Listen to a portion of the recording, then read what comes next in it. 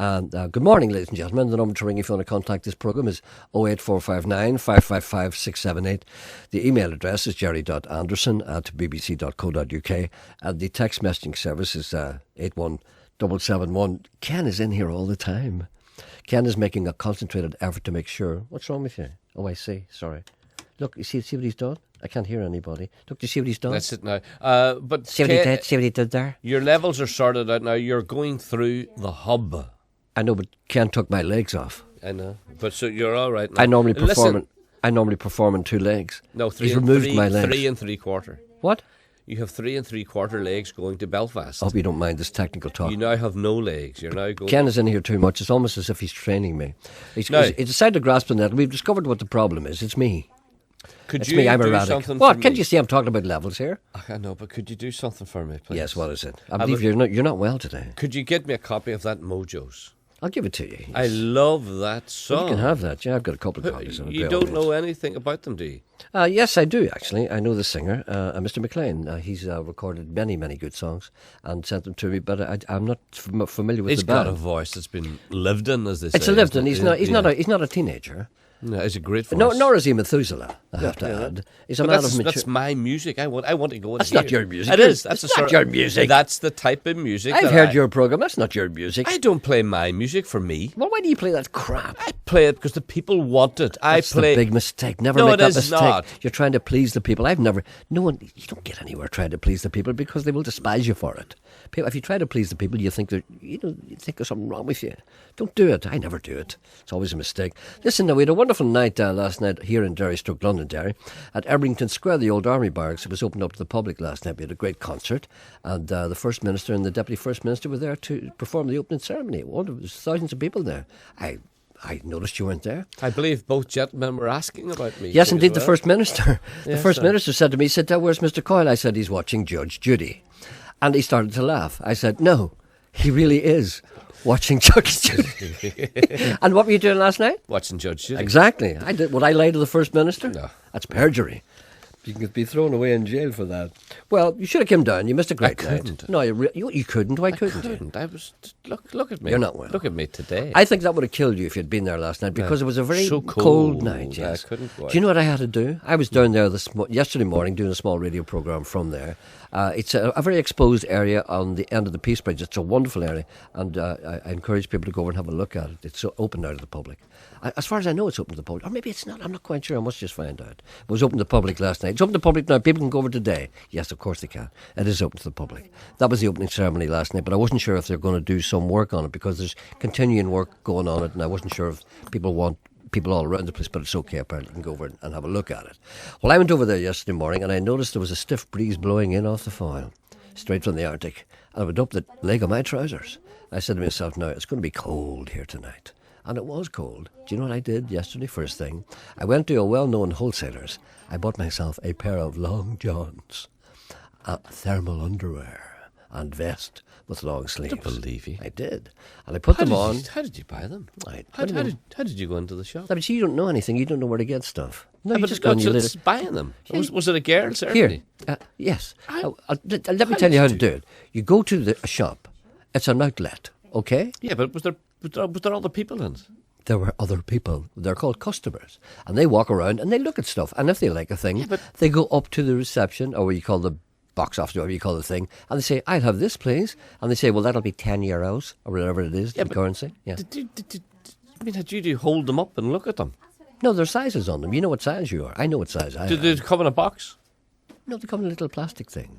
They sit there. You lift them off the thing. There's medium, large, and small. And extra large. And I lifted the medium and I said, that'll fit me because from past experience, I know that I'm a medium. I've tried things on before. What colour are they? They're white. And I called up and I said, I'll have these thermal long johns, please. And that'll be $9.99. Is there a top with them? There is a top with them. And do they button? They're not a whole. They're not a kiddie suit or anything. They're two separate ones. Yeah, but do they join up? Do they button up? No, and there's no flap on the arse either. But how do they? It's like a pair of tights, except there's a fork on them. Yeah, but the top is the wee coat. No, it's like a vest. It's a thick vest. It's a thermal vest. It's not a wee coat. What do you think? I'm some kind of baby? It's just an ordinary vest, but it's a thicker fleece vest that retains heat. It's a thermal vest. And the long johns are thermal long underwear. That's what the people wear when they're climbing mountains and stuff like that there.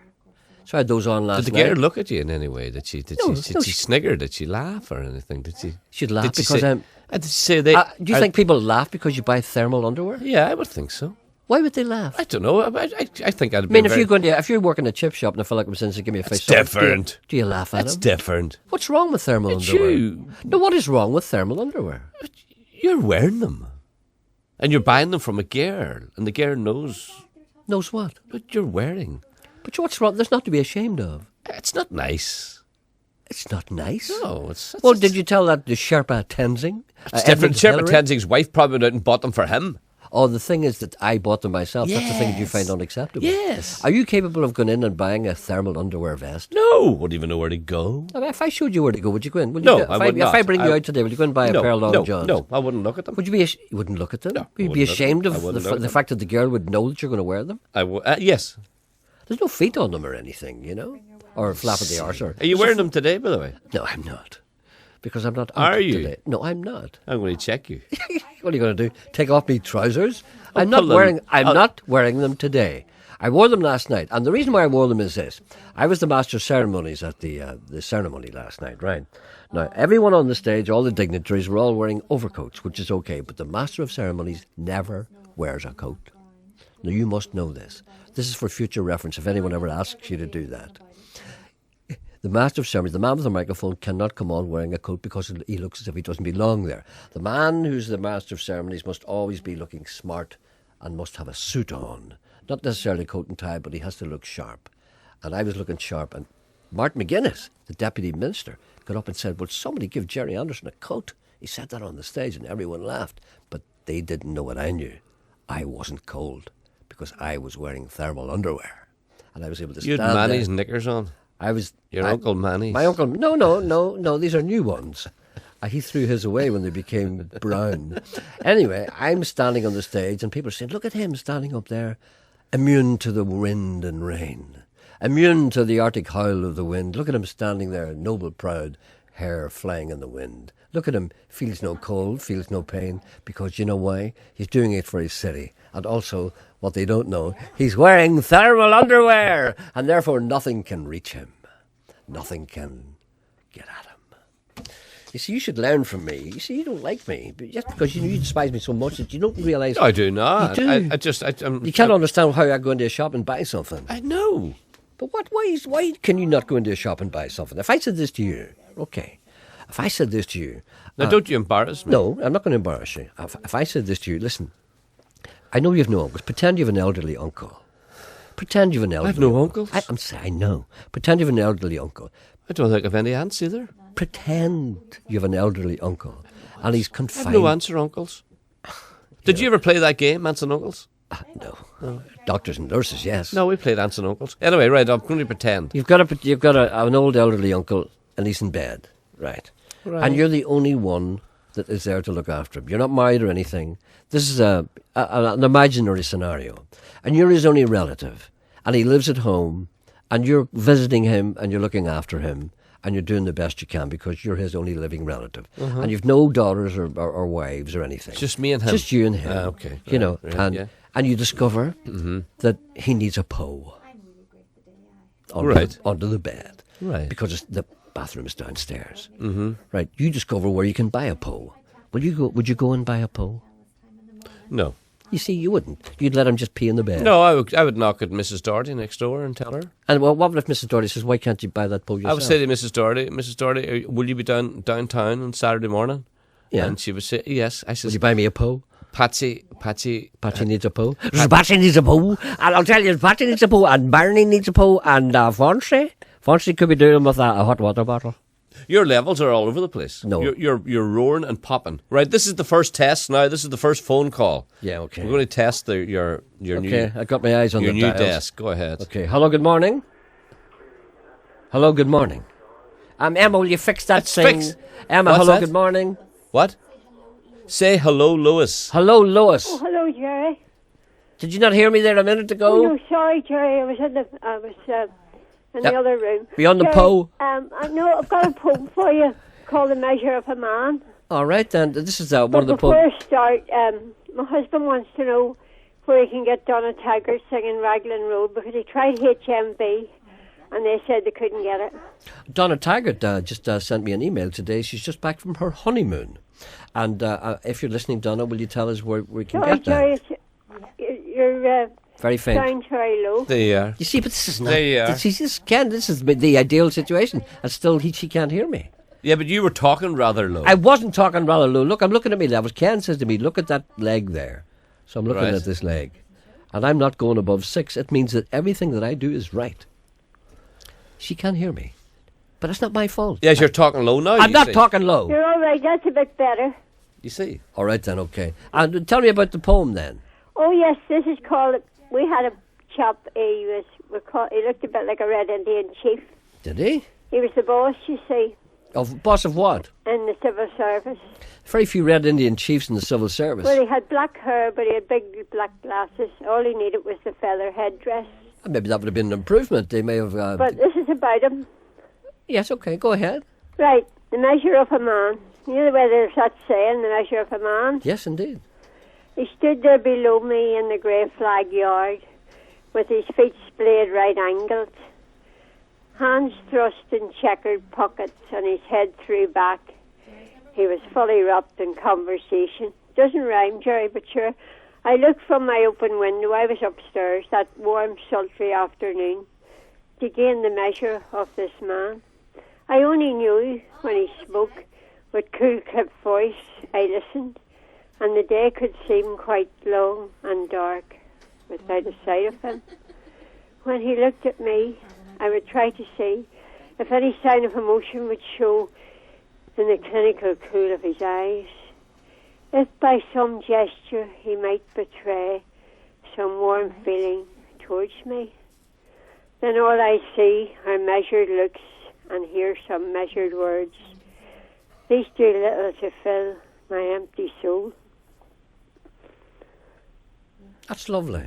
You like it? Sure, I'm Well, going the to tell story behind that, he was my boss, but I used to have a wee Honda Express that I ran into work in, and in this yard one morning, I was late and I was flying in, and I toppled over on my bike, but he did lift me up off the ground and set me back. You liked him, didn't you? But that's the story, Gerry. But you liked him, you liked him. You like it? You liked him. Did I like him? Yeah. Yeah. Yeah, you did. That's good. Do you know what I'm going to tell you? To see when you were Pardon? reading, see when you read your poems. Gerry, is it all right if I call you in now and again? Of course, Some more? of course, I want you to. I want to tell Do you. you? I want to tell you something. Yes. I have listened to Seamus Heaney reading his poetry, and I have fallen asleep in the middle of it. Whenever you read yours, I listen to every word. I Thank think you, Gerry. you're better than him, because I can't take that You Seamus see, Heaney stuff. it's all male-dominated, and I'm not being sexist, but it's very hard for a female to break into the field of poetry. Indeed, yes. Maybe perhaps you're using the wrong words. It's very important to use words I that know people don't that, understand. But this is written from the heart. Yes, use big words and people don't understand, and convoluted meanings, and try and bring them in so they come in because they don't understand, and they want to feel part of a club that doesn't understand what he's saying. Yeah. So what wonderful sonnets and indeed onomatopoeia. By the way, thank I you very found much. a very old book by Tennyson. It must be about 100 years old. It was Yeah. down south, Yeah, 1884, lovely. and all the pages are all like tangled up, big thick pages. Mm-hmm. But anyway, I do like poetry, and I hope you liked it all right. I loved think it. you did. You ring me whenever you feel like holding forth. Okay. Thank you, Gerry. I'll be happy to do that. What Okay. about Donna Taggart? My husband's going to say, did you ask Gerry about Donna? Donna, she just come Singing back. Raglan Road. She sent me an email. I told you, and I'm going to ask her to. Sorry, I didn't hear that, Gerry. She's just back from her honeymoon. She sent me an email today, and I want to ask her now to tell me where they can get That's your... great. Google your it. thing. What? You can download it. Google it. Get Can you? Donna Let Taggart me get CD that on done. her website. What's the website? Donna Taggart. That's not her website. It's something. I don't know. Emma, Well, why do you open your mouth if you don't Emma know? handed me a piece of paper and it says Stand early. Declan Rings. You can get Donna Taggart's CD on her website. Well, it wouldn't have been nice to tell me what the website is. All right, sure. And the man didn't know the address, and he said to Emma, if you Google the website, Google Donna Taggart's website, Google her, and you might get her website. Can you hear the woman talking here? Google. Can you Google?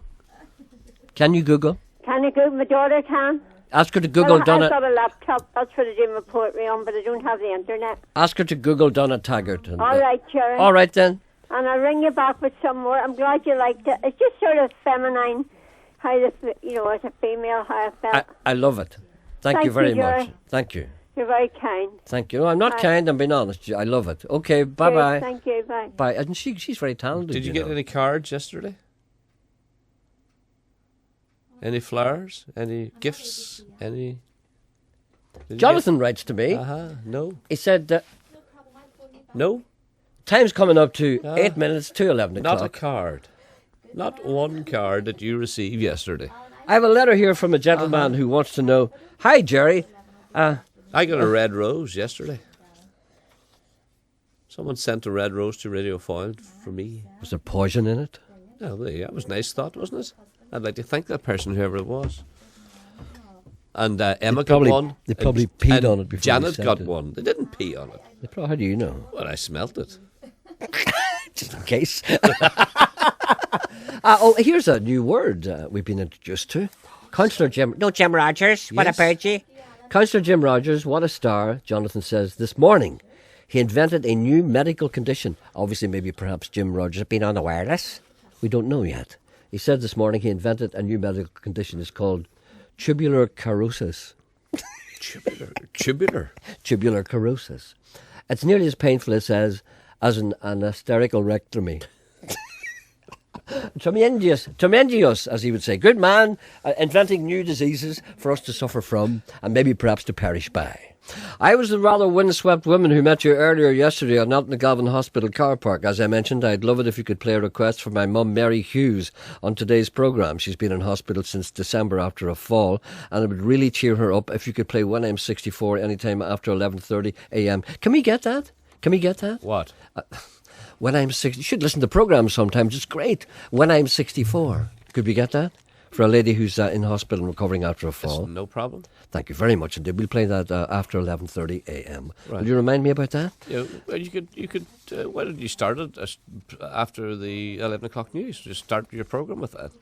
Well, the reason I'm not doing that is because she said, could you please play it any time after 11:30 a.m., which I've already read out twice. Yeah, be as well keeping it then, wouldn't you?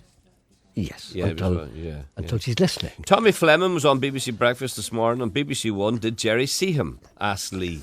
I didn't see him. No, he's I like Tommy Fleming a lot. And he's a great Changed your singer. opinion. What? Happy birthday to Russian Cosgrove of Belfast from all the girls in the passport office. Do you have any Julia Turner or Michael Jackson? Russian Jackson? Yes. Look, stop it. Yes, I says Michael Jackson. Jackson. Russian is Gerry's #1 fan. What about an outside broadcast where you take Sean into a number of stores and show him how to buy Long Johns? That might not work. No. It might not sustain. I'm not quite sure. Maybe perhaps you could try that. But, I don't know. You're the sort of boy that wouldn't feel at all embarrassed or awkward walking through girls' things. I often do that. I thought that. In Debenhams, I often walk through Yes. the girls' underwear section just to see what's happening. I thought that. And you would. And I always walk through Boots as well because it's a shortcut and I like going through. I like looking at the girls who are working in the counters because the girls in Boots are lovely. They're beautiful. And I just like, not in any, lecherous way. I like beauty. I'm not like you. You despise beauty because you know you'll never have it. I've had beauty. I love beauty. I just look at, I like looking at lovely girls. It's just Father Ted. I like looking at beautiful girls, not in any lecherous way. I just like Well, it. in your opinion, it's not lecherous. But how do girls feel? A guy standing looking at them, like a fella standing in the middle of girls' underwear. You understand? You're standing No, there. I'm not. I don't do surrounded that. by rails and rails of, I don't do that. of nicky-nacky news. And there you are, looking over the rail No, I don't do at that. a girl. I don't do that. What's I a just girl glance. thing? I would just glance at someone. Well, when do you look at them? Now, sometimes girls are too sensitive, but sometimes the liberated ones, sometimes they take exception. Now, something happened to me the other day. I was standing in the supermarket, and a girl passed me. A woman, actually, of some age, and she walked past me, and she said a belated hello. And she went, "Oh, hello." And I looked past her, and I said, "Oh, hello." And she looked at me, and then she stopped, and she came back. She said, "Is that the way you look after people when they say hello?" In other words, "You're checking me out, aren't you?" And I said to her, "Well, you said hello, and I turned round. Is that a crime?" Well, girls do that. When a girl walks past another girl, the girl will take her from the feet up. Isn't that right? Head down, just look her up and down. How do you know? I'm told.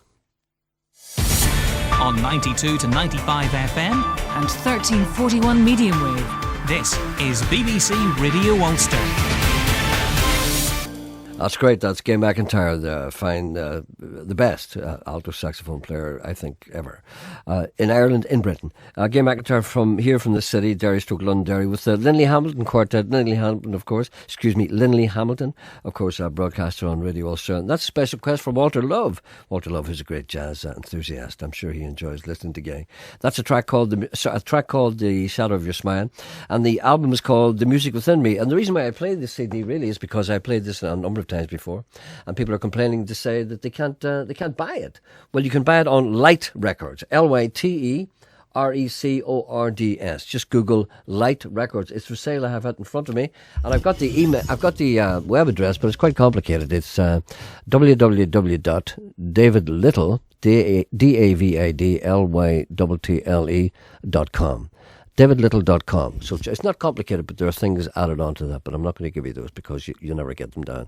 At davidlittle.com or Light Records, and the album is called The Music Within Me, and hopefully I'm trying to get Gay and the Linley Hamilton Quartet to come and play a live session for us, maybe some Friday very soon, and let's try and get that organised. See, men are horrible. LYTTLE. .com. Yes. .com. Okay. What's that? Would you... hello? Yes. No, but you're not paying attention.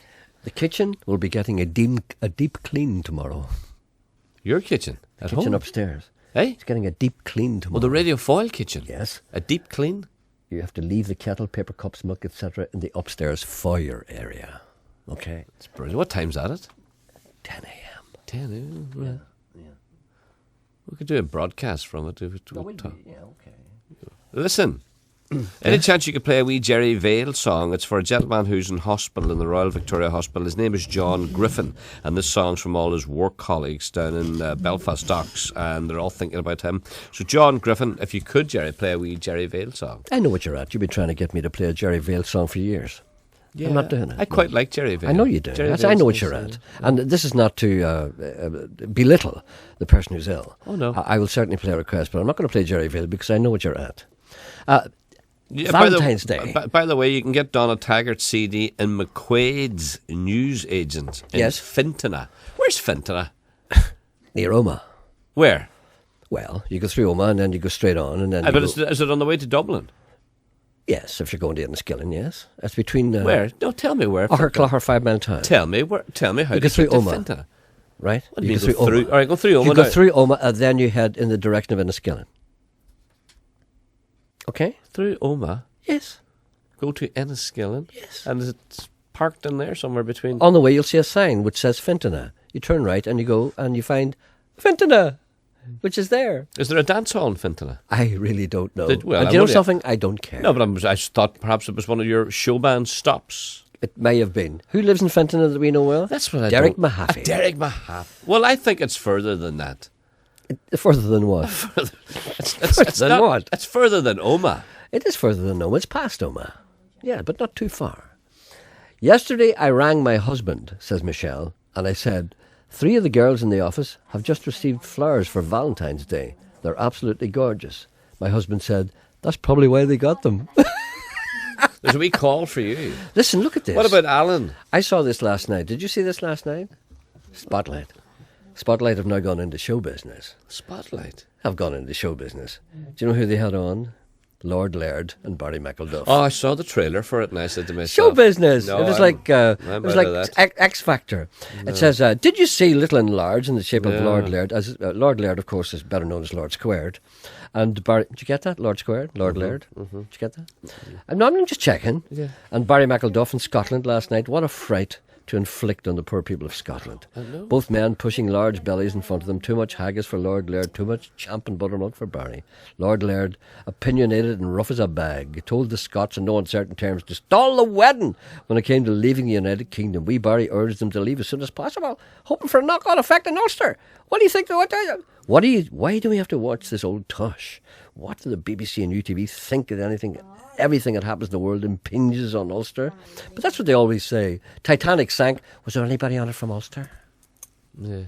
The invasion of Iran... Well, there was, as a matter of fact, quite a number. Maybe that was the wrong example. The invasion of Iran. How will it affect Northern Ireland? The invasion of Afghanistan. What does it mean for Belfast? Giant fish eats 15 sailors. What does that mean for Armagh? What does that mean for the people of Ulster? What does it mean for them? World comes to an end. People of Ulster say no. Shush. You're just starting. I know. I like. Oh, by the way, Ken explained what the desk label is about. What is it about? You've been looking at the wrong needle. Yes. That sign saying desk is your desk needle. Oh, was that? I thought he just meant here's the desk. No. Well, look, I see what you mean. When I look at it now and I shout, it means that you're much louder than me. Yes, you see. So that's why you're just starting. What about Alan? Dory Previn died yesterday. Could you please play something of her? She was a fine singer, perhaps Lady with the Braid. Thank you very much. That's from Norman in Belfast. Good on you, boy. Keep wearing the thermals. Sarah Travis, the news presenter, was reporting from Ebrington Barracks in Derry/Londonderry last night. I wonder, was she wearing thermal underwear? Well, I know for a fact that she wasn't. Licking up to so-called politicians after always slagging them. Street cred gone, Michael in Belfast. Well, no, I'm not licking up to politicians, but you can't be rude to people, can you? I mean, if you're up on the stage with people, you can't be rude to them. Of course not. Your arse has collapsed. I saw you last night. You see. Gerry, can you please play a Justin Black song for Kate in Belfast? Many thanks. I will actually quite shortly because I'm a big fan of Justin Black's, as regular listeners to this programme will know. I got 3 treacle farls for Valentine's Day from my lovely wife. Now there's love. That's love for you. 3 treacle farls. I bought her 2 bars of fries, chocolate creams. Magic. Do you remember that's true love. Do you remember your mother baking treacle scones? Yes, I do. And putting raisins and sultanas on it. Did you put sultanas on it, or did you just put raisins? Oh, I can't remember. Maybe just raisins. I think there was a... No, just raisins. I don't think we held with sultanas. No. I don't think we liked sultanas. They're too exotic for us. No, we had raisins and sultanas. Well, we weren't sultana people. We were raisin people. We were raisin people too as well. But I think in cake, there may have been a special... May have been cake with sultanas on it. Would your mother put a bottle of stout in a Christmas cake? No. My mother would have done that. No. After my uncle drank it. No. I just Googled the Mighty Mojos. They're from Ballymena. Of course they are. I'm sorry, I made a mistake there. Do they have a released CD? If so, where can I buy it? Went on to Amazon. There's nothing there. I'm going to start making apple cakes. Well, I think you should. You've reached that terminal stage. Receiving the Muppet Show loud and queer today after last Friday's super programme with... He says Christian, but it wasn't Christian, but Anthony Toner. I can clearly hear that you didn't take long to get back into that groove of a musical quagmire, needle jumping and skipping a decent tune, love and happiness. You won't play it. We still wait with bated breath. And what do you do? Deliver material that would not be fit to put around your roses. That's Steve and Bangor. P.S. Your levels are away now. At least God is looking out for us. I think you will like this. It's the 15th of February. I know it will be late, but I don't need a certain date to say I love my mate. That's from Paul in Ballycastle. That's a belated Valentine's. These are little text messages that come in. Some of them make no sense at all. What about Alan? What? Alan. Is he on... What? Hold on, I'm just watching my level there. It's great. Look at me watching me levels. I've never done this before. I'll get fed up with it, I think. Hello, good morning. Good morning to you, good sir. How are you? Let me just turn you up a little, Alan. I'm watching my levels. Right. Okay, level. You're getting me now? I'm getting you now. What's good? Look, listen to the balance of that. Listen to the balance of that. What can we do for you, Alan, today? Well, I'm on to berate that coil fella. Oh, good. What sort of a man is he at all? What sort of a man are you? Well, I've got to hear the complaint first. All right, Right. then I have to hear the complaint. All this nonsense about not being able to shop for things that he thinks embarrassing. I think Where would he be if he has been like myself? My wife had a stroke and other very severe illnesses Yes, some yes. 7 years ago. Mm-hmm. Now, she can get out and about a little bit, but I have to take her. Mm-hmm. So I take her and march into the shop. Mm-hmm. And we go along to the lingerie department, and I help her select her bras, I help her select her knickers, her tights, her stockings, everything. Mr. Coyle is going grey. Yeah, as you I can speak. imagine so. What Yeah. sort of a man is he? Oh, let me Now, just. I let me- walk up with these items with her on my arm because I have to hold her arm on one side. And, by the way, he'll die at this. I'm actually carrying her handbag. He's fainted. She has a walking stick Emma, on one lift him side, up. and I'm supporting her other side. He's getting smelling salts now. Yeah, he's an ersatz man. He's not a man at all. Ersatz, you're an ersatz man. He's not a man at all. He's a man, yes, but he's He's he's an not. old-fashioned man. No. Look, Gerry, I'm older than both of you. What age are you? I'm 71. Oh, you're much older than both of us. No. Older. Not much. Not much out. Mr. Coyle, defend yourself. I can't. Mr. because Coyle is a Tony's- traditional. Mr. Coyle is a traditional man. No, you see, Tony's situation I'm a is metro. serious situation. Oh, of course it and is. I can't go down that road with you, Tony. And I sympathise for you, and I sympathise for your wife, of course. You know, No. but I You can don't need to understand. sympathise. All There's right, no well, sympathy needed. It's just one of those things that a man has to do. What a right. man has to do. Yeah, well, If anything happened to your wife, Sean, she'd get no knickers from you. no, if it comes to me, if that situation comes to visit me, then I will have to address it. But do you think Until then, But how will you do that if you've got You such an wouldn't be able abhorrence? to. No, you wouldn't be able to. you No, never know. Sean, you wouldn't be able to. You never know. I know you wouldn't. Even the rabbit fights back when it's cornered. No, I that's don't know. I just... Even the rabbit fights back when it's cornered. That's good, No, you're isn't right. But I can never see you. I don't think you've got it in you to buy I don't knickers. think so. I don't think so. No. I don't think I've you've got had it to in you. learn to cook and... Yeah. You know, Well, did you ever do those? Sorry, I don't mean to pry, but I mean, did you ever do those things before? no. Well, I did a bit of cooking, but years ago before we were married. Once we got married, she threw me out of the kitchen because I was so slow and ponderous at the cooking, and she was brilliant at it. Well, I'll tell you what, if you don't mind me saying so, I'll tell you what I do. You see, my wife and I have got an equal role. She works and I work, but she has different hours from me. And I can be home much earlier than she is. Now, I could sit at home and sit down and wait for her to come home and make the dinner. Yeah. But I choose not to do that because I said to myself, no, that girl's working. I will make the dinner. So I do all that and I do things like that. There's nothing wrong with it. I get great satisfaction. Do you know what I love? I love peeling spuds. I love peeling Well, spuds. I see nothing wrong with that at all, and I but you- applaud you. And no, that's okay. You're the man who told me that you have your dinner when you hear the knock on the wall. Yes, I do. What does that say to you, sir? What? He said he has his dinner when he hears the knock on the wall. My wife would in the kitchen, and then she would tap on the wall and say, "That means my dinner's ready." And I go into the other room. You see, but yeah. Well, maybe perhaps this gentleman. What's this gentleman's name? What's the point in me sitting out there watching my wife cooking when I can watch the chase Or indeed Judge Judy, or Judge Judy? whatever the case may be. yeah. Well, how long has your I- wife been? Well, I don't want to say disabled, but 7 years. Yeah, okay. Yeah, well, fair play to you, and it's a thing that visits a lot of men. And Yeah. they have to. Suddenly they find that their partner is not able to do the things they used to do before, and somebody has to do, and you do them. Yeah. You're like a man would even buy a Poe. Oh, yes. Of course you wouldn't would. give it a thought. Wouldn't give it a thought. Well, listen. Long may you do this. Thank and, you. And Thank you, Gerry. long may your wife survive to enjoy what you do for her. Thank you. And, Gerry, yes. a wee question for you now. I loved that track you played as I was waiting for the call, the jazz. It's brilliant. Isn't that brilliant, yeah. Now, I sent you an email, 6th of this month, Yes. about 10 days ago. A photograph of a lady who spoke with you from the Belfast Jazz Orchestra. Yes. Audrey yes. Matelier. The lady playing the saxophone. Yeah. Yes. Did you get that? Oh, I did. Yeah, it was great. Sorry, I hope I did. I'm sorry. I probably didn't acknowledge that. No, you I didn't. must. But that's par for the course. I must apologise. No, I must apologise to people. Did you like the track? I loved it.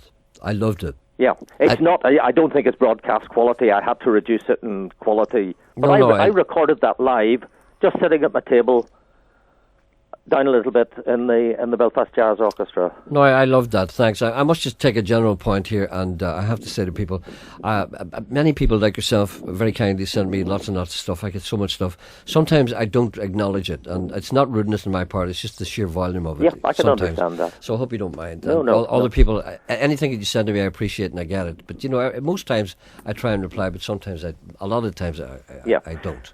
We met you the last time you were down in Downpatrick with Sean Donnelly. Oh yes. Very briefly, at the end of the show, you spoke with us. Yeah, did you enjoy that show that We night? loved it. And when are you going to do another one with Sean? Oh, as soon as we... as anybody asks us, basically, we love doing that. It's not it's a labour of love, actually, to be honest It with showed. you. It showed. For God's sake, me and Sean, we do not him in there. No, but but Sean and I used to do shows, but apparently you're inviting me along to the next one, I heard. No. That's the answer. Yeah. Well, hopefully we'll see you again in Downpatrick very soon, and good luck to you and your lovely wife. Yeah. Okay, thank you very much. Thanks very much now. All the best. Bye. Excuse me. Bye. Excuse me. The gentleman who has really nothing to say is on too. Oh, good. Gentleman with nothing to say, good morning. He has nothing to say. Good morning. Good morning. Sorry, I thought you had nothing to say. That's okay. Well, I had nothing to say. That's all right. Keep saying nothing.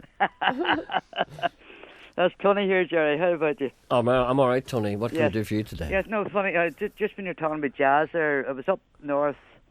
I live down south now. Mm-hmm. And I was up north there last week. Yes. And my hometown's Comber, where Otley Patterson. Of course, Otley. Of course, they're celebrating. Yes, we're celebrating. Well, what was exactly the anniversary? When did she die? Yeah, they put a plaque up in Otley's that's it. house and what have you. That's it. Yeah. Didn't she marry? Was it Chris Barber? Chris Barber, she's married to him for many years. Yeah. Yeah. Well, sorry, I'm not into jazz. Sorry. Mm-hmm. Oh no, she's a great singer. She sounded black. Oh, she was. Yes, she did. At that time when she came to prominence in the 50s, I suppose, late 50s. Yeah. Yes. The two of them had. Yeah. It's a peculiar Northern Ireland thing. Gravel voice, but a dull. Gravelly. Yeah. And what about yourself? Yeah. Funny, who was I listening to this morning? Was Chris Christopherson talking about gravel voices? Now there's gravel, but see, there's a man who has lived. Yeah. You see, there's a man. Have you watched his video of his life? No, I didn't. No. Oh, here, I'll give it to you. No, I don't have to watch it. I know his life. Yeah, but for your viewers, or your listeners rather. The listeners, indeed. Yeah, it's brilliant, Gerry. What's it called again? It's called www. Yeah. KULT. Yeah. UR.com. Yeah. Okay, so you can check that out. KUTL. Sorry, KULTU. What is that again? Now start again. It's www.KULTUR.com. Culture. Culture, yes. The way we spell it. But it's brilliant. It's all, Johnny Cash and Willie Nelson and Jackson Brown and Harry Dean, Joan Baez, his whole life. The scary thing about that is they call that kind of music now that people like Chris Christopherson and Johnny Cash recorded. They call that Americana. As if it's, they call it. Do you know Americana? You know what I mean? Because country music in America has turned into rock and roll. You see? Is that right? Oh yeah, absolutely. It's turned into rock and roll. Yeah, which is good. I love it. I love it. They really started it all, really, didn't they? Yeah, I love it because it's turned into rock and roll, and it's just. I think it's fantastic. So to differentiate between American country music now and those guys, they call it Americana. All right. Anyway, what any other thing we can do for you today? Yeah, just apologise to the people in Comber and wish them all the best for the big year coming up with the Titanic. Yes, indeed. Of course, Thomas Andrews came from Succumber. Oh, of course he did. Yes, the Andrews family still call in to see my father. They're in a fold. Well, tell me about your father again. I know my you father probably worked all his life for Andrews in the linen mill. Is that right? And they always wanted Thomas to work for them, but Thomas, he wasn't. Thomas being. Thomas had designed the Titanic. Thomas, who always wanted Thomas to work for him? The family did, because they owned the his big family, linen. Thomas Andrews' family. Yes. Oh, they wanted him to go into the family business. Yes. But he was more interested. No, he was more seafaring. I was in his house, you know. Were you down in Ardara? Yes, I was. Well, I lived next. I used to play tennis up in the tennis court there. And can I ask you something about that house? A friend of mine had an apartment. I think it was on the first floor. Yes. It wasn't apartments, wasn't it? Yes. And he brought me up, and I called in to see him, and he told me it was Thomas Andrews' house, and I was very interested in it. and he showed me a lot of the woodwork around I the was walls. going to say that. He's going to talk about the wood. Is that Yes, true? It is, yes. Well, tell me the what you know about that. It's the woodwork out of it was left over from the Titanic. Yeah, that's what the guy told me. But you know, Yeah. sometimes you take it with a pinch of salt. No. It's, But I looked at this big, all this woodwork around and I Yeah. looked at it. I went, oh my it's a God. lovely house, so wasn't it? Oh my God! I looked at that and I said to myself, if this is true, what must the Titanic have been? I'm going to. Do you know where I'm going today? Yeah. I'm doing a wee documentary for Radio 4 about the Titanic, which will be Okay. broadcast on the day of the anniversary of the sinking. And I'm looking forward this afternoon. I'm going into the Titanic exhibition building. Oh, in Belfast? Yeah, which hasn't been opened yet. Oh, right. It's Very not good. opening until the 31st of March, Oh, but I'm that'd having a be great, sneak I'm sure. preview. Oh, I can't wait to see it. Looking forward to it. There was a great programme on Saturday morning, you know about it, What was that? on Radio Ulster. Oh, I missed that. Oh, yes. So, sure, I rang my dad and he was raging because he missed it. It was on about 9 o'clock, I think. So tell me the connection with Andrews again. Tell me more about that. Apparently, from what you can read and everything, apparently his role in the Titanic sinking was as a hero, really. Yes. He actually went up and threw, any chairs and plastic things and everything off to help people try and, something to grab onto. And never for a moment did it occur to him that he might try and save himself. He went down with the ship. No, he stood at the fireplace. Well, he was the fellow who told the captain that the ship was going to sink. Yeah, well, it was the captain that really that made it. I mean, it wasn't. There's lots of talk about the captain losing his nerve. Oh no, yes, I heard it that he shot himself, but that wasn't No, true. not that he shot himself, but apparently what happened, I've been reading quite a lot about it because I've been doing this program. Yeah. Apparently what people are saying, the general impression given is that this man had been a sailor the captain been a sailor for 40 years. He'd worked on the liners. He had never even had the slightest accident, ever. Right. And this was his last voyage. No, but he was speeding. No, but he was retiring. Yes, but he was trying to beat the speed record. No, they say that that's not true. That's not. He was under no pressure. The people who owned the White Star Line were on. They did not put him under any pressure. There's a lot of doubt about that. A lot of people assumed that he was speeding. Yes. I think from everything that I can read. I know he I wasn't don't think he expecting to was. hit an But iceberg. apparently what happened was Right. what they say was they're trying to figure out. I read stuff with some psychologists, stuff like that. Apparently he was winding down from a career, and this was his last voyage. He was retiring after this voyage. Oh, right. And then, or maybe it was after the voyage that was coming back. Anyway, this was his last round trip. Let's put it that way. So, when the ship hit the iceberg, Thomas Andrews came up to him and says, "Listen, this ship's going down." And Smith went, "What? It's going down." So long have we got? It's an hour and a half, and that's it. And apparently, the captain just kind of closed down, and he didn't give really any orders after that, and he was very slow to do anything, and he just stayed up on the bridge. And there's talk that he shot himself, but there's no proof of that. No. And a number of I've read passengers, that, but a number of definitely. passengers have said that they saw him in the water, Yeah. actually swimming. There's all kinds of controversy about that, but apparently he just closed down. He ceased to function. And psychologists say that this is the thing that happens. If you go through your whole life, in relative, everything's great, and then suddenly it all goes pear-shaped. You just kind of, it's almost like you become catatonic. Right. He was Oh, incapable. yes, Anyway, what a great Comatose, story. that's what they call it. Catatonic. There's there's just so many aspects of Titanic. That'll go on no, forever. no, people are worrying in case that people will lose interest in the Titanic. Oh, no, I think everybody in the world probably knows about it. It's just Gerry. there's so many. Once you start getting into that, once you start reading about it, and once you start realizing all the things that happened, you could spend your lifetime studying it and never be bored. Anyway, I'm lucky to have been so close to. So tell me about Andrews again. What do you know about it through your family and all that kind of thing? Well, just that my father worked in the they owned half of Comber. Yeah. I don't know. Do you know Comber at all? Yes, I do. Yes. Well, they own. Well, sure, you've been down to Ardara. Yeah. Well, they owned half of the town. They were. Yeah. Almost like a feudal thing. Well, maybe less than they that. were great employers, in those days, the linen trade wasn't a great payer, but my dad, he worked his way up to manager, and luckily we got a lovely big house just next door to Ardara. Ardara, yeah. And then he took a bad heart. Thomas Andrews, of course, designed the Titanic. Basically, he was in charge of the construction of it. No, He was Yes, in charge. yeah. He was in charge of the construction of it. Yeah, Didn't, but my father, whenever he took his bad heart, he wasn't able to work. So they told him he could have his day in the big house, where we lived, and they were very good to him. They put him in for, he got one of those OBEs, MBEs, or RTEs, or whatever you call them, and now he's still my mother and dad's still alive in Comber, so fair it's play great to them. and Mr. John Andrews still comes down to see them from time to time. So there's a lot of Andrews still there. Oh yes, aye. Well, Mr. Tom and Diane, they're a lovely couple. They'd be the younger, I think.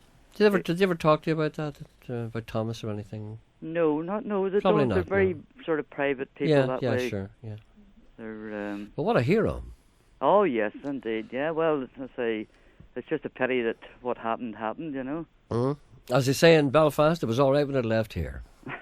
All right, listen, thank you very much. Okay, Jerry. Thanks a million. Sorry for taking up your time. Oh, no, I enjoyed talking to you. Thank you very much. Well, I say it's going to be a big year for. Oh, biggest year ever. Ah, yes. Well, I hope a lot of people come to see it. Oh, they will. I think everybody's. When that Titanic exhibition opens the 31st, you watch them go to it. Yep.